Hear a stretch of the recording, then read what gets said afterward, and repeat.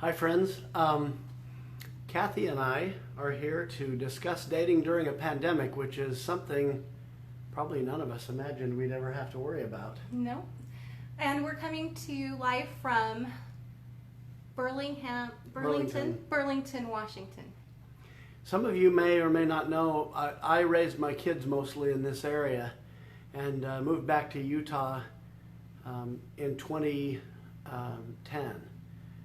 And then I spent some time in Texas, and we'll talk a little bit about that actually. But I'm very familiar with this area, and I've decided recently, based on some opportunities, to reactivate my Washington law license. So I'm up here attending classes for that. Anyway. And we decided it was a good excuse to go on lots of dates over the week as he is in class and then he has breaks. And so we've just been able to have some lunch dates, some dinner dates, and we've gone on some hikes. And anyway, it's been a good getaway, and it's given us an opportunity to see how to deal with the pandemic with traveling, which and dating each other, which will be similar in a dating experience. For sure. We've noticed, people walking through the airport with masks, and we wore our masks, of course, in the airport too. It's required. People lift their mask and take a sip of their soda or a bite of their hot dog or whatever they're eating. And, that's kind of become a way of life for a lot of people. And we just all are doing our best. A lot of people have really big opinions about, mask wearing, whether we should or shouldn't, whether it should be constitutionally mandated. But I think as a whole, we're all doing the very best that we can. That's what I'm seeing. And, when people move their mask aside for just a second to take a drink or get a little air, they're doing the best they can. And do we want to talk about restaurants yet? Well, let's start with this idea that in this era, people may be forced to be a little more exclusive, a little faster than they otherwise might, just because, if you're out dating a different person every weekend, your exposure is going to be greater. And some people may not care, but you know that your potential dating partners, many of them are going to care. And one thing we discussed is that if you want to keep your options open, you can continue dating online through Zoom and other video conferencing, which we'll also discuss. And that allows you to be safe and get to know more than one person at a time until you decide that you want to take the risk and, take the plunge and go ahead and meet someone. And of course, socially distance and wear masks in public as needed and required. And then maybe be a little more casual when you're on a walk in nature and no one's around. I mentioned that I had lived in Texas for a period of time while I was a mid-single, and the town I lived in had hardly any Latter-day Saint women, and I wanted to date within my church.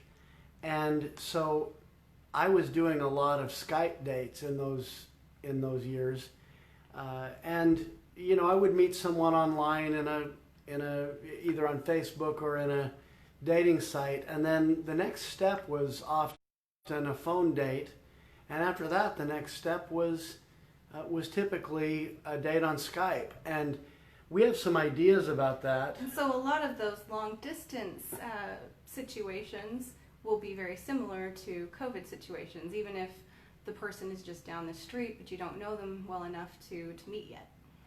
Right. So, one thing you can potentially do is Skype dates, and I want to suggest that when you're Skype dating, treat it like a real date. It's dress up for it, do your hair, make it a commitment on your calendar. Don't feel free to blow it off because it's not in person. Maybe even brush your teeth because it feels refreshing to you. And I think all that can come across on the screen, even though they can't, they're not in physical proximity. If you're doing it through your phone, which is perfectly acceptable, if you're Zooming or Skyping through your phone, you want to put your phone on Do Not Disturb so a phone call won't come in and interrupt your date. Right. Because that's showing that you care about the time of the other person, and that you value your time with them. And if you can't do that, let them know that if you get a call, you're going to get back on as quickly as possible, but you have to keep the phone accessible because your son or daughter is out late or something like that. Right. Whenever you need to be available or on call for something, if you can just tell your date in advance, whether you're in person or video conferencing, that's helpful, so that they understand why you might take a call and why you wouldn't, I see that my former band teacher, Lynn Paulson, is watching. My wife is a musician. She's actually a music teacher too. So it's nice to see so many people that I've known in the past show up for some of these. Once you're more exclusive with someone, then what are some ideas? As we've mentioned on this live, restaurants are open. A lot of them are open, and they're social distancing tables. Mm-hmm. People are coming in their masks, and then when they get seated, they take their masks off because obviously they're going to eat. And then we put our masks back on to leave, so when we're milling about and might run into someone, we're not getting exposed to them, and we're not exposing others to us. And so keep your mask handy. That's one suggestion. I personally keep mine in my purse, and Jeff keeps his in his pocket. And so whatever works for you, to just be able to put it on, take it off, put it on, take it off, however, it works well for a date. I mean, nowadays it's like mask is a fashion, and it's also a responsibility and a social responsibility, and it's like dressing in layers, so that you can gauge the situation and be dressed how you need to be dressed. And there's a question that came up that we talked a little about, but he said, what is your suggestion on, David Levitt says, what is your suggestion on how to make it a date through Zoom? And when I did Skype dates when I was living in a remote area, I would always make it a formal date scheduled for a specific time in advance. And I think in addition, because we're married and we spend a lot of time together, in order to differentiate our own dates from just hanging out, is usually we'll put away our phones. I mean, in the case of Zoom, you might need your phone for that, but you silence all other digital technology. And where possible, put your phone on Do Not Disturb, like we talked about. If you have a kid out, people understand, I think, that you need to be available. So I think whether it's by Zoom or in person, I think when you set the intention for it to be a date, that's what makes it a date, as well as the etiquette that you subscribe to, whether it's in person or on camera. Right. So that's important. You treat it with the same formality, and then in addition, we talked about this earlier, but dress up for it, be presentable, do your hair, and try to remove other distractions. If you've got teenage kids in the other room, ask them to keep the TV down so it's not heard on the date, and not to come walking in the middle.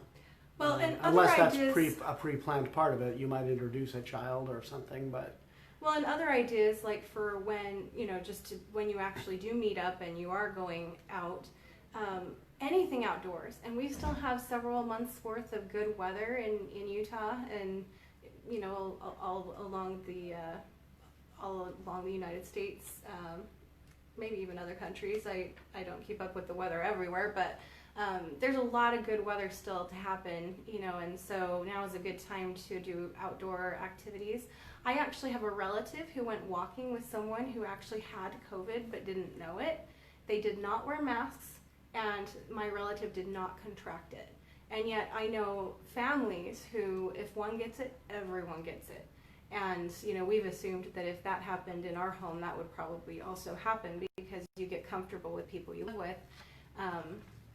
So we recommend as much outdoor activity as possible, away from other people, so you can be without your masks. You don't have to, if you're walking briskly, or even casually. Usually there's enough distance and there's enough fresh air. I think it's a lot safer than if you're in confined spaces. Yeah, and we're traveling right now. And one thing I noticed this morning, I went down to breakfast in the lobby of our hotel, and I'd forgotten to bring my mask, and there was a woman wearing her mask, and she was waiting in line ahead of me, and even though I was appropriately distanced, she was a little uncomfortable and, said something, and And that hasn't happened very often. We just happened to forget them this morning. We've been here a few days, and it's almost been like a second home while he's been taking his class. So my advice on that is, you may think that COVID is no big deal, that it's overblown. There's a variety of opinions on whether the masks work or don't work. When you're on a date, especially, try to put that aside and realize that a lot of people are scared. And I'm not particularly scared of it, but I know people around me are. And so I'm trying to do what I can do to make other people comfortable. And when you're on a date, especially be cognizant of the at-risk population. Your date may be in that category either because of age or some other respiratory condition, and people around you may, and it makes a better impression on your date, I'm sure, if you're trying to help the other people around you be comfortable. And yet not be critical of, everyone trying to do their best in a pandemic. Right. So those are a few ideas, keeping your mask handy, trying to be cognizant of other people's fears and worries.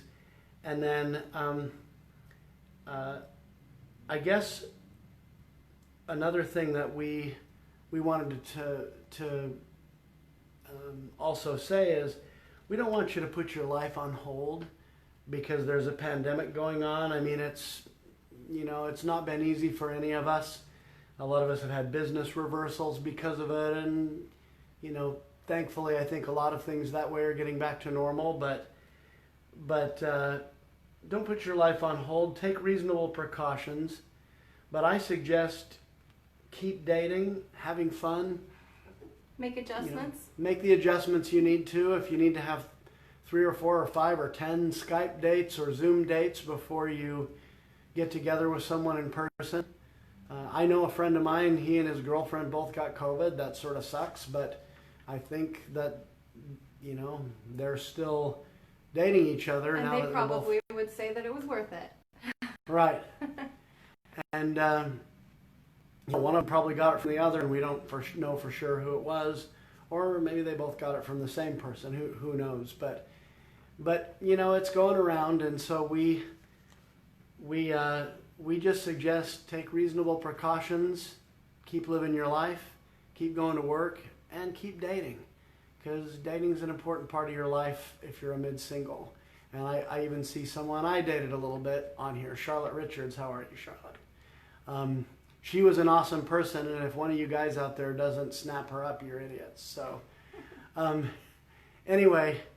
Jeff will play matchmaker anytime you let him. Anyway, so those are a few of our thoughts. Kathy has a little announcement to make regarding some of these activities we have been doing with a little organization called Love in Later Years. Love in Later Years was created to provide a community support for those who are 30 and up. I know some have, right, and single, of course. Some have mentioned that later years sounds like the elderly, and later really is a relative term, and we're just saying later than like your 20s, when you're in college and you don't have kids and you don't have previous marriages. I mean, life could actually get more complicated at 25, or maybe not until you're 40. I mean, it all depends on the person, but we think about 30 and up is where dating get more complex with all the situations that, maybe making it more complicated. And we will have a very special announcement next week around this time on Friday, the 4th of September. So stay tuned. Yes, this is related to a project we've been working on. And Yep. we'll let you know all about it at that time. So yeah, be tuned in a week from today, and we'll be ready to tell you a lot more about it. So thank you for tuning in. We hope that you have good experiences dating during this challenging time. Have fun with it. You know, figure out, you may decide to meet somebody and stay 6 feet apart on the entire date. You know, go for a walk together, but you know, there's a lot of different ways around this problem. And well, and we had talked about when you get really comfortable and you're at each other's homes, just sanitizing before the other comes over the best you can, as you would for any other company. But yeah, not to get back into that topic, we're pretty much finishing up, but we're very excited to share our announcement next week, and we're about to go on a couple days up north to the Canadian border to do some hiking. yes, it's going to be awesome. We're going to stay socially distanced from the other hikers, but we're excited to see some of this beautiful country this weekend. And enjoy some fresh air. For sure. So have fun, keep dating. You know, one other thing I was going to mention real quick, download the Gottman card stacks and use those to get to know your partner a little bit That's a better. good idea. That's an app. Conversational starters, right? Yep. It tells you, give you things you can discuss with your partner. So anyway, enjoy this time, and And stay be tuned. creative. Next week, And stay next tuned Friday. Next for Friday. our big announcement next Friday. Big announcement. We will be happy to share our news with you. Okay. We'll talk to you soon. Bye.